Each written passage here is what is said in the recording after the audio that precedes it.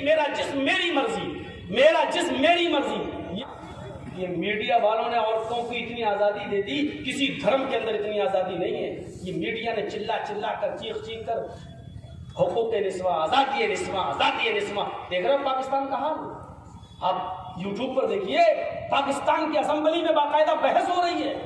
वहां की औरतें बोर्ड लेकर बाहर निकल रही हैं। अभी फितना खड़ा है, अभी बंद नहीं हुआ है। आज का भी देख लो फितना पाकिस्तान के अंदर, औरतें बाहर निकल आई हैं। मेरा जिस्म मेरी आजादी, मेरा जिस्म मेरी मर्जी, मेरा जिस्म मेरी मर्जी। कहने लगी ठीक है, लेकिन आज नहीं, आज मैं थकी हुई हूं, कल चलूंगी। कल में भी बड़ा लफड़ा था। शौहर ने कहा ठीक है, आज थकी हो, आराम कर लो, मैं जा रहा हूँ ऑफिस, लेकिन कल चलना का। ये ऑफिस चला गया और वो अपने आशिक के पास चली गई। हमारी चोरी पकड़ी गई। का क्या हुआ? शक हो गया मेरे आदमी को। अब क्या होगा? अरे देवी माँ की कसम खिलवाएगा, मैं तो झूठी कसम नहीं खा सकती, मर जाऊंगी। अच्छा फिर कुछ ना कुछ तो करना पड़ेगा। ऐसी कसम खाओ जो सच्ची भी हो, मरे भी नहीं और मेरे पति को यकीन भी हो जाए। क्या करना है? कहा तुम कल गधा लेके आ जाना पहाड़ी के नीचे, और जब हम पहाड़ी पे चढ़ने लगेंगे तो हम अपने पति से कहेंगे गधा किराए पे कर लो भाई, इतनी ऊपर हम चढ़ेंगे थक जाएंगे, बाकी काम मैं संभाल लूंगी। ठीक है। अब दूसरे दिन जब शौहर अपनी बीवी को लेके जा रहा है तो ये गधे वाला गधा लेके पहले से खड़ा है। यही उसका आशिक है, इसी से उसका लफड़ा चल रहा था। तो उसके बाद अब ये जब पहाड़ी पे चढ़ने के लिए तैयार हुई, कहने लगी इतनी ऊंची पहाड़ी पर मैं पैदल नहीं चलूंगी, थक जाऊंगी, मैं साड़ी पहन के आई हूं, ये उलझ जाएगी। ये उसने कहा देख अब तू नखरे दिखा रही है। नखरे क्यों दिखा रही हुई? गधे वाले से कहो ना गधा किराए पे कर लो, ये बैठ जाऊंगी, गधे वाला लेके हमें ऊपर पहुंचा देगा। पूछा तैयार है? वो तो पहले से तैयार था। कहा कितना लोगे? 20 रुपया। 10 मिलेगा? नहीं 15। चलो ठीक है, बिठा ले। चल दिए। साड़ी पहन के आई थी जानबूझकर।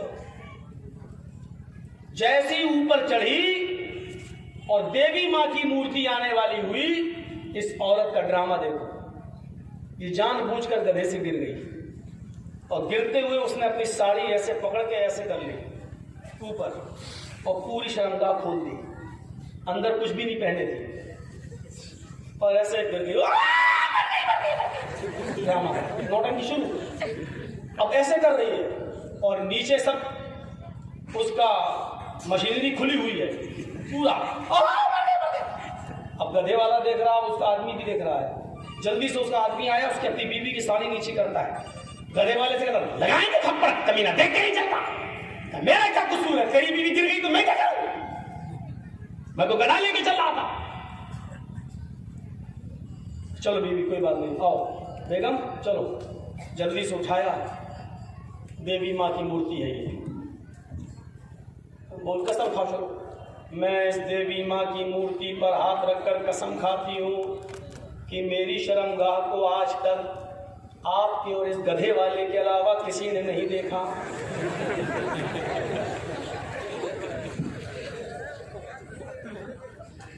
कसम बिल्कुल सही खाई है उसने।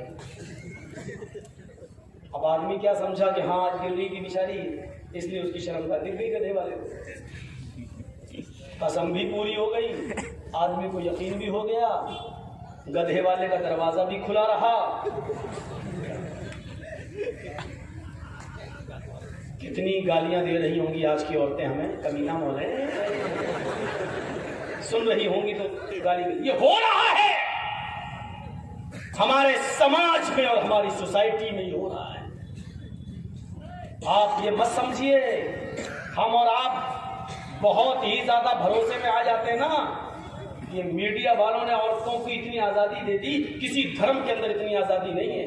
ये मीडिया ने चिल्ला चिल्ला कर, चीख चीख कर हुकूक निस्वा, आजादी निस्वा, आजादी निस्वा। देख रहे हो पाकिस्तान का हाल? आप यूट्यूब पर देखिए, पाकिस्तान की असेंबली में बाकायदा बहस हो रही है। वहां की औरतें बोर्ड लेकर बाहर निकल रही हैं। अभी फितना खड़ा है, अभी बंद नहीं हुआ है।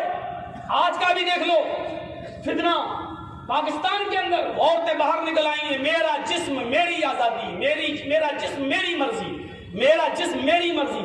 ये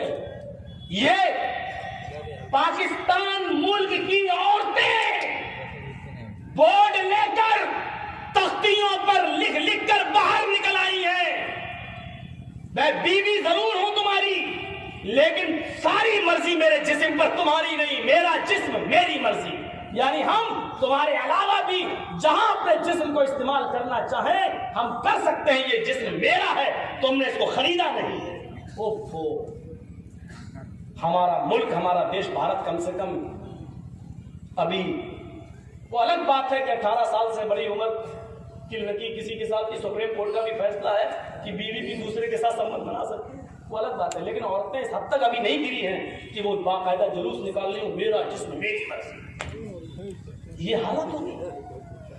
तो मैं ये कह रहा हूं कि आंख बंद करके भरोसा मत करिए।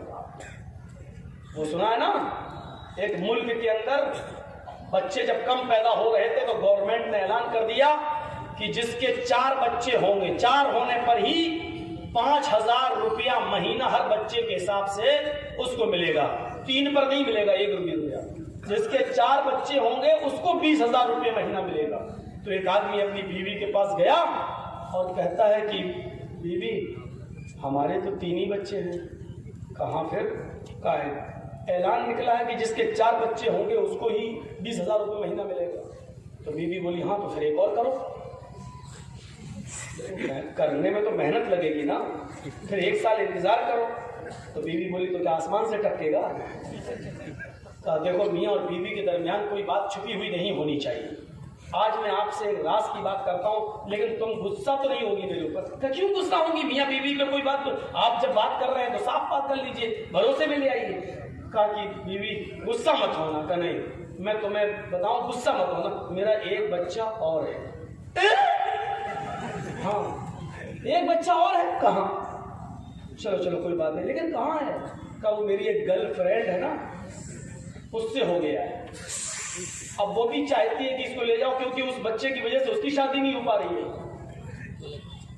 अरे जल्दी करो, लेके आओ, हमने तुम्हें माफ किया, जाओ लेके आओ, जल्दी लाओ, अगले महीने से 20,000 रुपये लेना मैं गवर्नमेंट से। शौहर खुश है, मेरी बीवी ने आज इजाजत दे दी और नाराज भी नहीं है। ये बेचारा गया और अपनी गर्लफ्रेंड से कहता ला मेरा बच्चा दे, चल। उसने कहा ले जाओ, इस बच्चे की वजह से तो हमारी शादी नहीं हो पा रही, जाओ, ना मुझसे कर रहे हो और इस बच्चे की वजह से दूसरी हो भी नहीं पा रही है, ले जाओ। वो जैसे ही उस बच्चे को लेकर अपने घर आया तो क्या देखता है कि मेरे 3 बच्चों में से 1 बच्चा गायब, 2 बच्चे गायब। अब एक ही बच्चा बैठा है, एक ये लेके गया है। तो बीवी से बोलता है कि बीवी 3 बच्चे हम छोड़ के गए थे कि 4, 2 कहां चले गए? बीवी बोलती है कि इश्तिहार में ये ऐलान गवर्नमेंट का तुमने अकेले थोड़ी पढ़ा था, ये तो ऐलान सबने पढ़ा था। क्या मतलब? कहा वो 2 बच्चे जिसके थे वो ले गया।